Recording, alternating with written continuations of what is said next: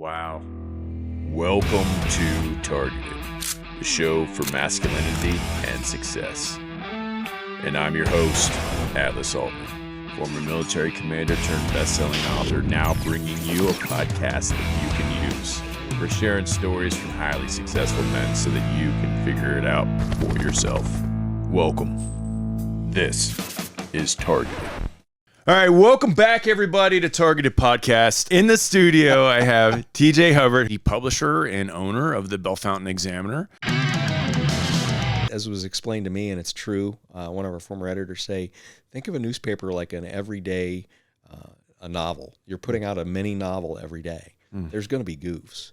And as we had to, as the industry, we've shrank. I mean, we used to be in our heyday in the middle 40s in terms of employment. Now we're down to about 8 folks. Technology has allowed that to happen and other things, but there's a lot less eyes now looking at the product, and it's, you're cranking it out. We're putting out a paper with as much information as we can put in it. Yeah. But there's consequences to having a lot less folks. Let me ask you this question, because I've always wondered, like newspapers in the 40s, how did they make money? Was it advertising? Oh, for sure.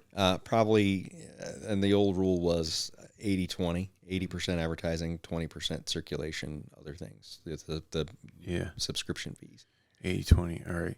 Yeah, because I have a newspaper in the back of my studio always. So my guest always gets the Bin Laden thing, which is near and dear to my heart. But I have the local one here to Arizona. But I know you have that. You have that newspaper, and people look for those moments in time, those popular novels, I guess is the way you could say it. But that newspaper did the same amount of money as every other newspaper.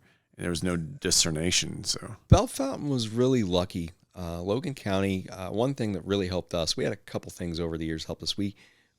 So in 1976, we moved into the building we're now not in, but we were there for about 50 years on Chillicothe Avenue, and put in a new printing press. And Grandpa was in his middle 70s and thinking, I ought to be shot for taking on this big of a financial risk this late in my life. Yeah. But then it almost became like a license to print money, right? And did really well.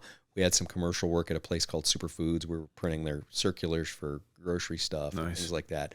And it just married well together for many years. And we were far enough away from the Dispatch. They had a product called the Bag that was a bunch of inserts. So we were in a geographical sweet spot for these pre-print circular ads, where we got a lot that other papers around us didn't get.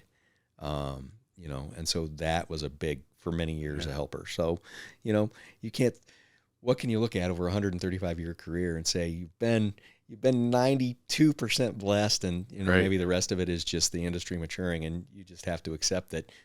What's that movie? The Outsiders. Nothing stays gold forever, Pony Boy. So you have to, you just have to be willing to adapt and accept that. And I'm nothing but grateful. I mean, yes, you wish something could stay like it was in its heyday forever. Because it's like watching your favorite baseball player who ages. You realize that all those things are going to come to an end at some point. Yeah, I definitely see that. Yeah. Well, so now I see the Bellefontaine Examiner online. I see it on social media, on Facebook. Sure. Have you taken the jump that way, or how do you view social media? I think our traffic is tremendous. We have something like 22,000 followers on Facebook, and our website's anywhere from 400 to 600,000 page views a month.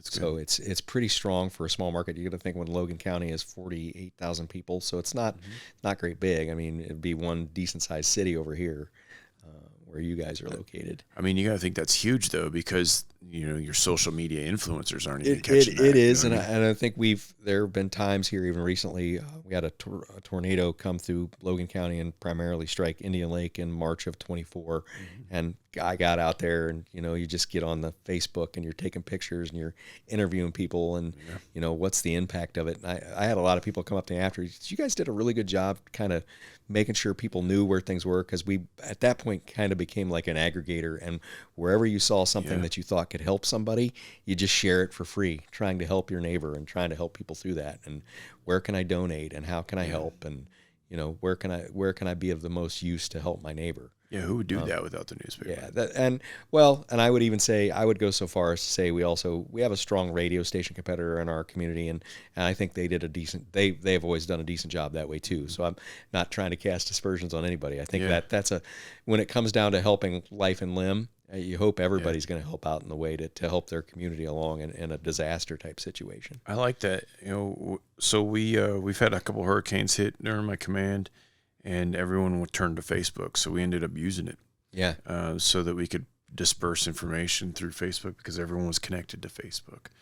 In the same way that we used to have our own newspapers, and everyone was connected to those newspapers. We still have the newspaper, but we use it differently. We use it for different things in the military now. And we've gone traditionally, we've taken all the traditional information we used to put on newspaper and put it into Facebook. And I'm noticing a lot more of that in the media. Do you think that that's the future? Like, what do you think is? I don't know what. No one can predict it. No, right? I don't think so. I mean, I think straight up journalism still will always have a place where, do we now want the talking heads that we get? Do you want people's opinion, or you just want some kind of Walter Cronkite straight down the middle? This is the news. This is what happened, and it's no fluff. I don't have to yell at you to get my point across. I don't have to use some kind of clickbait headline to get you to say, yeah, I want to look at that. I mean, I wish people were that way, but we've been somewhat conditioned to absorb news in this way in which we have, and it's so fractionalized, and people's attention span is so short. Yeah. That would be my hope is I guess really read it before you respond. We've had a lot of that where people will just look at the headline and then write their response, and you didn't even take the time to read it, at least the first paragraph, to kind of get a feel for what it was. Yeah. So, and that's a little bit frustrating. I get that. Now let's dive into that a little bit. As a guy that's been doing that for a very long time, grew up in that family environment, what are some words of advice to catch people's attention when you need it? You know what I mean? Because I don't know that I have that figured out. No, you just said it. You said, during a time of emergency, we covered it, and people came up to us and said, you did a good job covering it. What were some things that you took away from you and your team? Honestly, I think you're doing a better job of some of the things you do because you really study it. How to really get people's attention. But I would say the things I have found to be very true, at least, and I'm not using YouTube very much. I mean, we've posted a couple videos that way for different things, but I think like on Facebook or something like that, certain social media, just going native and not having some kind of a link inside your content, that kind of stuff, you can set your watch by is going to get a lot more traffic and a lot more, engagement. Yeah, I agree with you. Then if people don't want to be diverted from the main thing. You don't want to have to click through crap and all of that. So the platform doesn't want to divert people off platform either. No, but I think when you keep them right there and you keep it, you think, well, that doesn't look very cool and it's not flashy, but that kind of stuff seems to work. I mean, don't get me wrong. I think a great picture.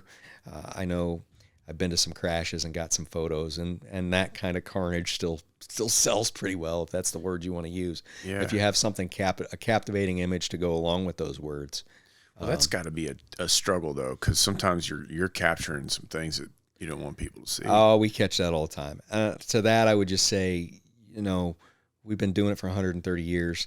If it happens on the public roadway, if it's a crash or something bad, life has bad things. I am afraid we I'm not sure the proper political correct term, whitewash too many things. Mm-hmm. I mean, I hate that people's feelings get hurt, but I think there was a time in this country where that wasn't such a big deal. Sometimes we could laugh at it, even when we were jabbing at somebody.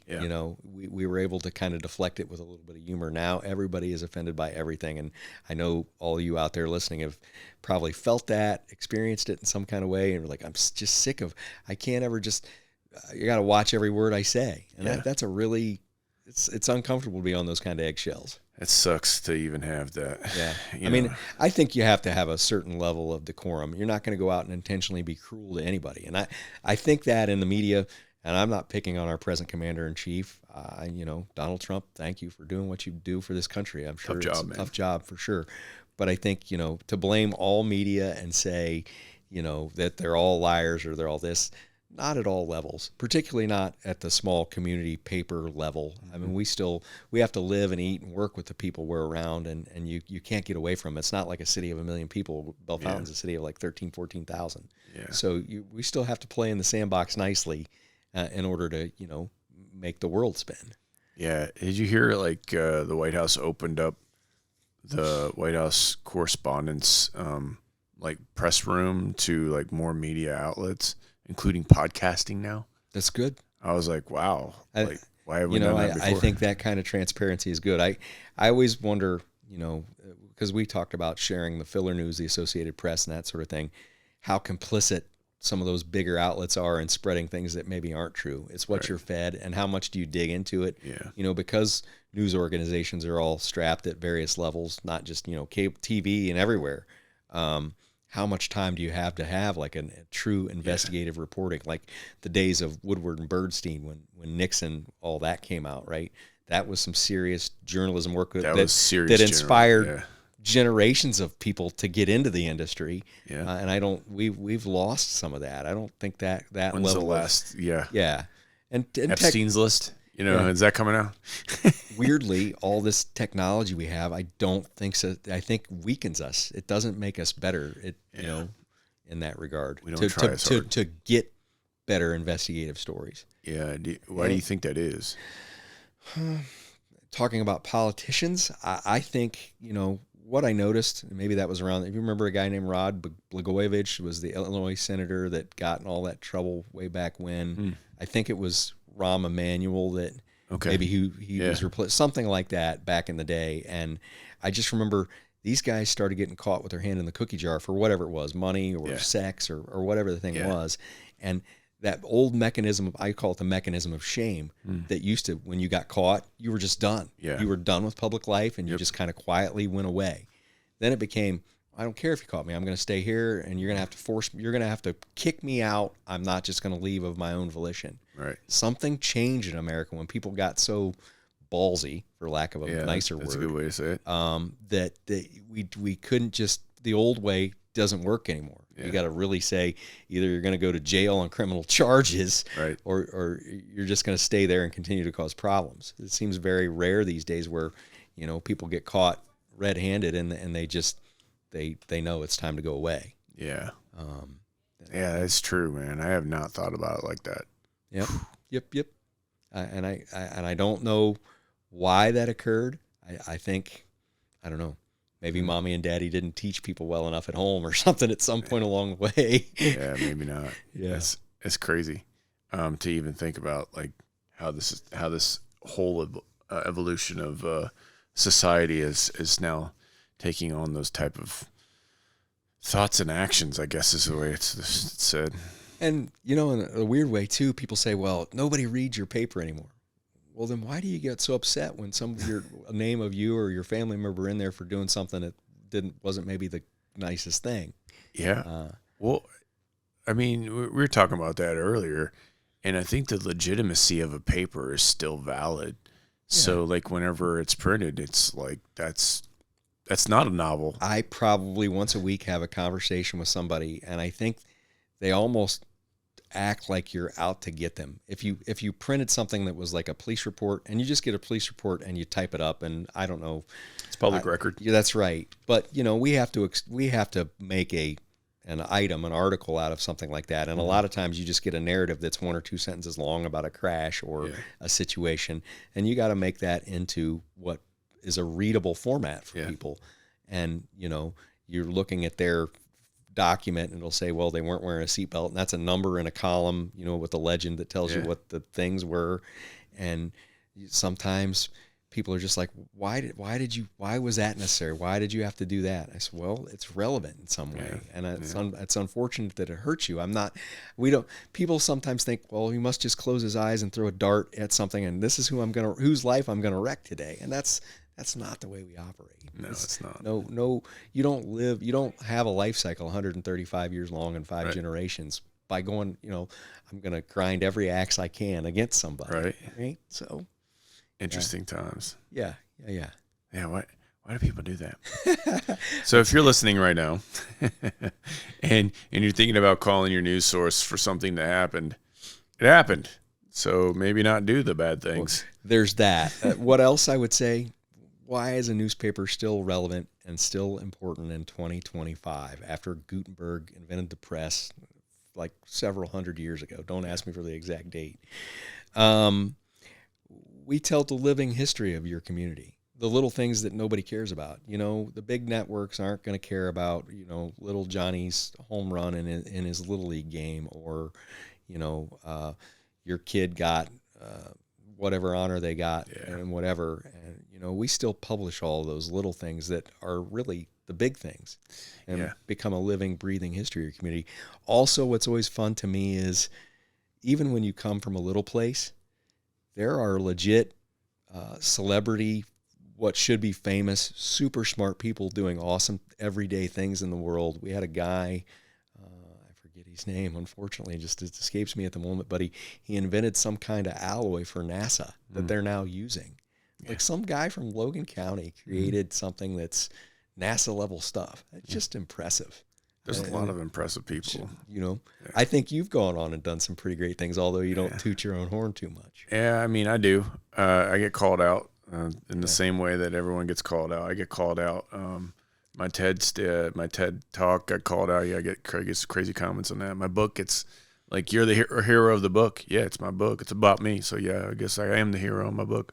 But everyone's got some hate to say. Everyone's got hate. How do you deal with hate? Boy, I used to not handle it well. Drank a lot. Sure. Sure. Don't do that these days. Yeah. Congratulations. You just can't. It's almost, I maybe care a little bit too little. You're talking about some kind of a crazy ambivalence toward the whole thing. Because if you let that kind of stuff eat you up, sometimes it'll creep in. And I think that's true of anybody. Nobody likes to get, when you have a publication that you put out and you're in the public eye, there's always criticism. And that can grind on you after a while.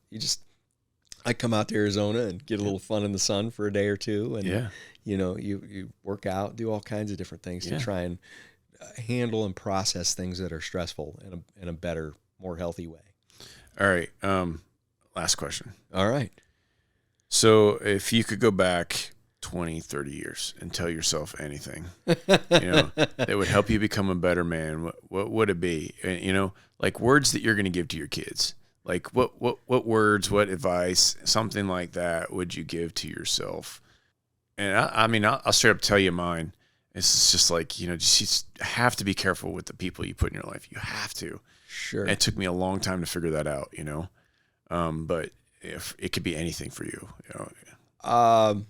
I've always felt like I did a couple different jobs. I've known a lot of people that have had a lot of different work experience, my wife included, and she's really, to me, a rock star in that. She thinks I think it's some kind of a badge of not being honorable in some way, but truly, I think she can go do anything she wants, and she seems to be good at just about everything, but I think that stems from having a wide breadth of work experience. Sure. Even though there's not a diploma in there. See, I have a diploma, but I feel like I'm really underdeveloped, and, you know, maybe later in life I'm going to have to figure out kind of the what's next, and maybe that's coming sooner than I realize in some respects. Yeah. But I would tell my kid, I think it's great to go to college, and maybe that helps your earning potential, but go learn how to be a plumber or an electrician or something like that, so you got some other trades to fall back on. Yeah. So from a working perspective, you know, try to, just like my dad told me way back when, and said, learn how to fix a couple things, because life will be a lot less expensive. You know, be as versatile and useful as you can be in the world. And I think that's will be a big help for you in your life, wherever you are and whatever you're doing. I love that, TJ. Yeah, diversify your knowledge. I love that. All right, well, I got a gift for you. I give it to a couple people on here. Your wife actually asked if she could get one, and I'm not going to give it to her. I'm going to give it to you. It's glass breaker, pops open windows. You know, two-sided. It's got the side where you can use it as a screwdriver. This thing pops out, cleans in there. This opens your Coke bottles. So if I back the truck down into Pleasant Lake, I can bust out the window to get out. You can get Lake pleasantries. This side's a pen, real easy. Nice. It's aluminum, lightweight, has targeted podcast on it. Yeah. I was thinking it was going to be like the trap door open up underneath the seat when this bombed, and I'm just, there he goes. Yeah, it's this helps support the Wounded Warrior Foundation. Super cool. And I really appreciate it. Even though they're not our sponsors like Bucked Up is, we still support them as much as we possibly can. Because my wife's going to steal this, right? Your cousin's going to take this. Not. She goes, that's supposed to be mine. Yeah, it's going to be good, man. It's going to be good. Well, thanks so much for traveling out. Thank you. Always great seeing you. You're always welcome back. Yeah. And for everyone who's listening, thank you for being here. We've just crossed the threshold of 20,000 subscribers at the time of this podcast, and I asked TJ to come on because I know that there's a lot of things that need to be said, and TJ said a lot of great, important things that have made great people. So having him here as we cross the threshold is just is a party bonus. Thank you. Listen, you've had some pretty big hitters on this podcast, and I'm like, why does he want me? But I appreciate you thinking there's something valuable that I have to say, and I hope I imparted to your listeners something worthwhile. I know you have. So where can we find your publication? Where can we find you? You want to check us out at www. Let's see, that's how old I am. Examiner.org. We're .org because the San Francisco Examiner beat us to the .com. Even though they're a few years younger than us. But that's where you'll find us. And, of course, just search Bellefontaine Examiner on Facebook, and we'll pop up. So there's a couple easy ways to get to it. That's awesome that you have .org. I mean, that would have been hard. That's hard to get now. Listen, it's like I tell people, we're not for profit. Some days it feels that way. Well, thanks again. So good seeing you. Yes, sir. And you're always welcome back. Yes, sir. Thank you. It's Targeted. Stay with us as we stay on target with another awesome episode coming up next. We'll see you there.